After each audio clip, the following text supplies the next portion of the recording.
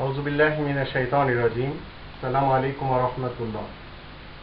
যারা আয়াত গোপনকারী তাদের যদি আপনি অনুসরণ করেন তাহলে তারা আপনাকে কোরআনচ্যুত করে দেবে।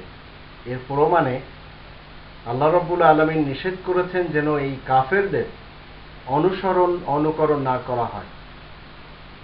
3 নম্বর সূরা আল ইমরান এর 147, 148, 149, 150 এখানে আল্লাহ রাব্বুল আলামিন বলছেন, ওয়া কানা কাওলুহুম ইল্লা আন ক্বালু রব্বানা ইগফির লানা যুনুবানা ওয়া ইসরাফানা ফি আমরিনা ওয়া সাব্বিত আকদামানা ওয়ানসুরনা আলাল কওমিল কাফিরিন।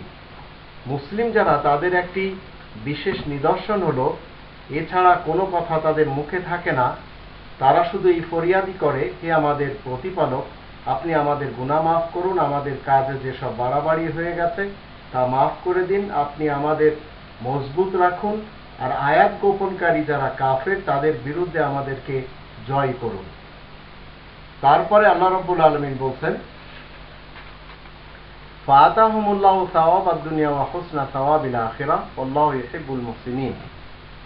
সুতরাং আল্লাহ তাদেরকে দুনিয়ার বুকে সুফল দান করবেন আর আখিরাতেও উত্তম পুরস্কার দান করবেন। আল্লাহ নেককারগণকেই ভালোবাসেন। এরপরে আল্লাহ বলছেন, ইয়া আইয়ুহাল্লাযীনা আমানু ইন তুতিউল্লাযীনা কাফারু ইয়ারুদ্দুকুম আলা আকাবিকুম ফাতানকালিবু খাসিরিন।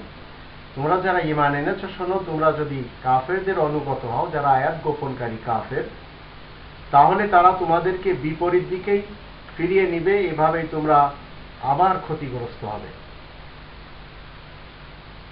বালিল্লাহু মাওলাকুম ওয়া হুয়া খায়রুন নাসিরিন, বরং আল্লাহ তোমাদের অভিভাবক, তিনি তো উত্তম সাহায্যকারী। এখন ঈমান আনার পর আপনি এবং আমি যদি আয়াত গোপনকারী কোনো বক্তাদের কথা শুনি, আয়াত গোপনকারী কোনো হুজুরদের কথা শুনি, আয়াত গোপনকারী কোনো নেতা কর্মীদের কথা শুনি, তাহলে আমাদের কাছে কোরআনের আয়াত এসেছে বিধায় তারা আমাদেরকে কোরআনচ্যুত করে দেবে। কারণ তাদের কাছে রয়েছে ফাজাইলের গ্রন্থ, তাদের কাছে রয়েছে ফয়জানের গ্রন্থ, তাদের কাছে রয়েছে ফিকার গ্রন্থ, তাদের কাছে রয়েছে জাল হাদিসের গ্রন্থ। এখন এদের যদি কোনো কথা আপনি শোনেন তাহলে আপনাকে কোরআনচ্যুত করে দেবে, আর এদের কথা শোনার জন্য আপনি যদি সময় ব্যয় করেন তাহলে আপনার ওই সময়টুকু নষ্ট হয়ে গেল জীবনে। এরা চারিপাশে ফাঁদ পেতে বসে আছে, বিভিন্ন জলসা জুলুস এরা করে যাচ্ছে এবং মুখে স্লোগান দিচ্ছে কোরআনের আলো ঘরে ঘরে জ্বালো, কিন্তু তারা জ্বালানোর সময় তাদের নিজস্ব মতবাদকে ফিট করে দিচ্ছে।